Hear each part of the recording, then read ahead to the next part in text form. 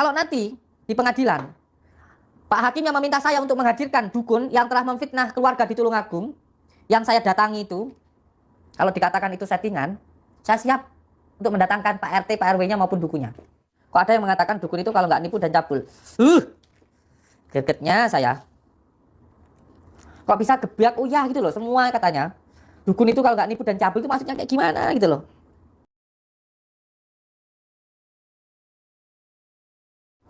Saya sebelumnya sudah menyampaikan kepada Bang Marcel ini. Saya sempat telepon sama beliau. Saya sempat minta nomornya, nggak dikasih. Saya telepon lewat admin, tidak dibalas. Dan saya chat juga tidak dibalas. Akhirnya saya menelpon Bang Joko Arek. Saya telepon beliau. Saya katakan, Bang, jenengan kenal nggak sama si pesulap merah? Kenal, Gus. Boleh nggak saya ngobrol sama beliau? Karena saya nggak mau pada akhirnya nanti saya memenjarakan beliau. Saya nggak mau. Saya tahu kok niat yang dilakukan Bang Marcel itu baik. Saya tahu niat beliau itu baik. Cuman karena beliau itu masih muda dan mungkin juga nggak pernah masuk pesantren mungkin, sehingga punya ilmunya tapi nggak punya adabnya.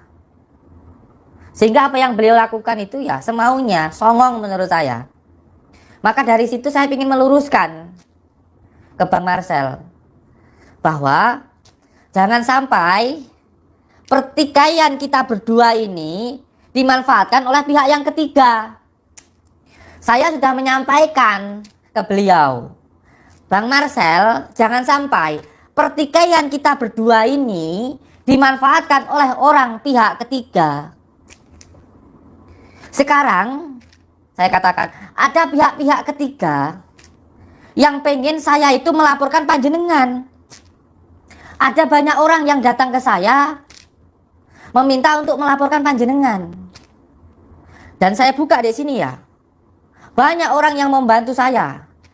Baik itu dari segi dana maupun dari segi apapun itu, banyak yang membantu saya.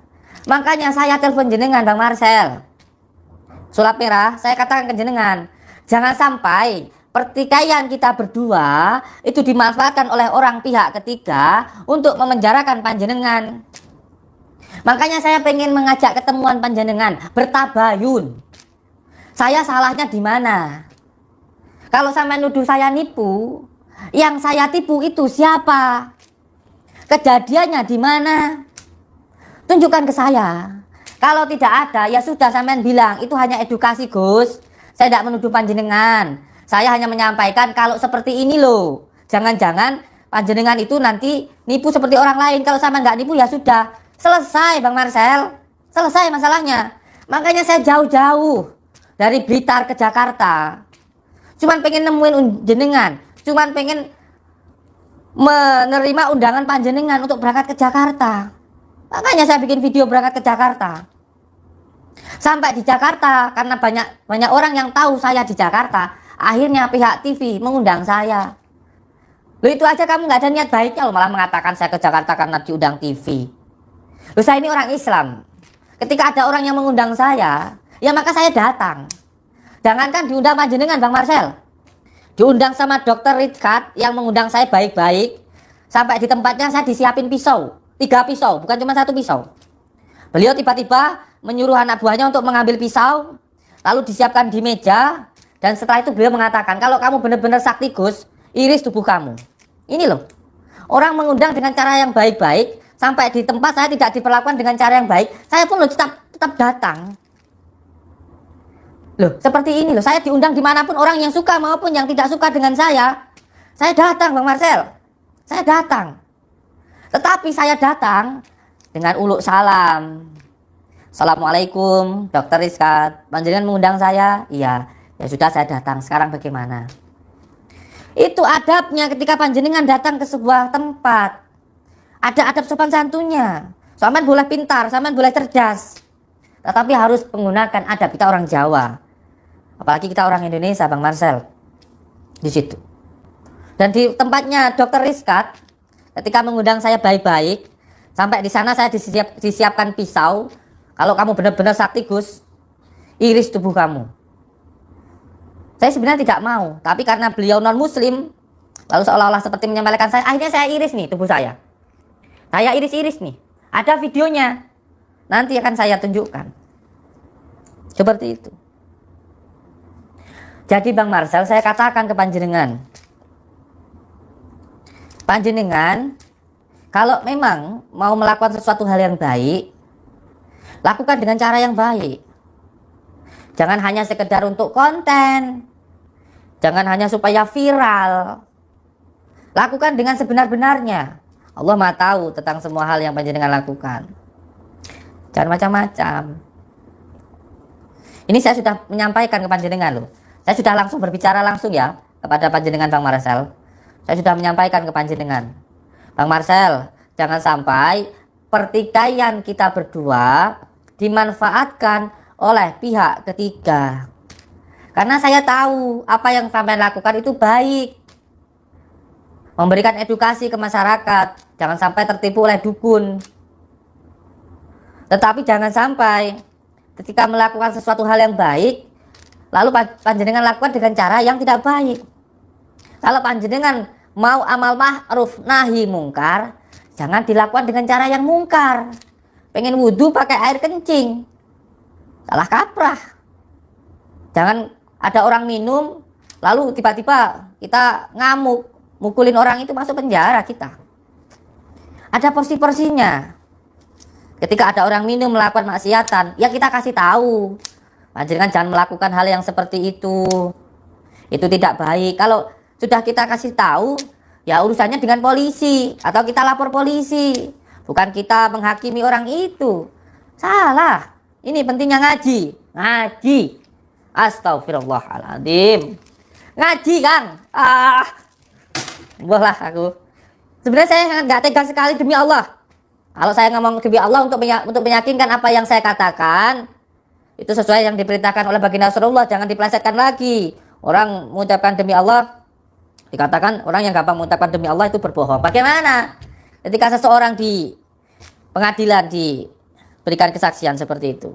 Berbicara sesuai dengan tendensi hukumnya lah.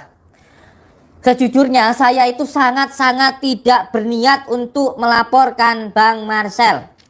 Tidak sama sekali. Saya sama sekali tidak ingin Bang Marcel itu masuk penjara. Sebenarnya. Makanya apa toh yang saya lakukan ketika beliau mengatakan saya penipu, saya diam. Beliau membuat kerusuhan di Padepokan datang, saya diam. Ketika beliau di Polres ketemu saya, pengen saya ajak ketemuan, nggak mau, saya diam. Saya telepon, ayo Bang ketemuan. Kalau mau di luar Padepokan di Jawa Tengah juga nggak apa-apa. Bahkan saya sampai berangkat ke Jakarta, saya diam. Tapi kalau kemungkaran ini terus-terus dibiarkan dengan embel-embel, dengan kedok edukasi, dengan kedok mencerdaskan bangsa, tapi nyatanya malah menipu bangsa, ini nggak bisa dibiarkan. Kamu menuduh orang melakukan penipuan, lah kamu nuduh nggak ada buktinya, itu apa nggak nipu? Kayak maling teriak maling dong kalau kayak gini caranya. Ya enggak? Makanya saya sangat terpaksa. Sudah saya lihat di channel YouTube saya 1 minggu yang lalu. Saya undang beliau untuk datang ke Padepokan, ongkos pulang pergi saya ganti, atau kita ketemu di luar Padepokan. Boleh di Jawa Tengah atau boleh di Jawa Timur. Kan sudah saya umumkan setelah panjenengan pulang. Saya kasih waktu 3 hari. Mana ada itikat panjenengan untuk telepon saya, nemuin saya atau bagaimana? Ada nggak niatnya? Nggak ada. Maka jangan salahkan saya. Ketika saya sudah berusaha untuk berbuat baik kepada jenengan yang sudah menfitnah saya, sudah merugikan saya, tapi saya tetap beretikat baik loh. Maka jangan dibuat main-main Bang Marcel untuk masalah hukum. Jangan sampai katakan bahwa banyak orang yang melaporkan panjenengan tidak sampai kepada pengadilan. Ini masalahnya beda Bang Marcel. Panjenengan dulu tidak pernah menyebutkan nama orang, dan dulu saya sangat suka dengan panjenengan ketika mengatakan saya akan memberikan edukasi tetapi saya tidak akan menyebutkan nama orang. Saya akuni jempol. Kalau ada yang salah tentu harus dilaporkan. Itu panjenengan pernah mengatakan seperti itu. Tetapi ini berbeda sayang. Kamu sudah menyebutkan nama saya. Kamu sudah membuat kerusuhan di tempat saya. Dan sudah terjadi perusakan di tempat saya. Di sini bukan hanya pencemaran nama baik, sayang, bukan. Di sini ada ujaran kebencian. Di sini ada berita hoax. Di sini ada mendistribusikan sesuatu yang bukan miliknya. Di sini ada akibatnya. Dan macam-macam. Negara kita negara hukum. Tidak ada di negara kita orang yang kebal hukum. Tidak ada, sayang. Semuanya harus taat kepada hukum. Panjenengan kalau melakukan edukasi, edukasi. Apa panjenengan sampai apa nggak melihat video saya? Apa yang saya lakukan? Saya mendatangi orang yang katanya terkena pencabulan. Dukunya saya datangi.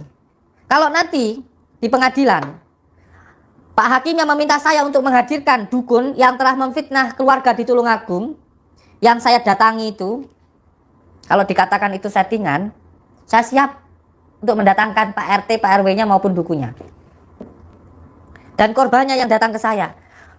Bukan cuma kamu tok, Bang, bukan cuma kamu tok yang melakukan edukasi, saya juga iya. Tapi saya nggak mau menjatuhkan nama orang, menyebutkan nama orang, menjelekkan nama orang. Enggak, saya nggak mau. Karena prinsip saya berkreativitas sesuai dengan kemampuan saya dan saya tidak mau menjatuhkan nama orang lain.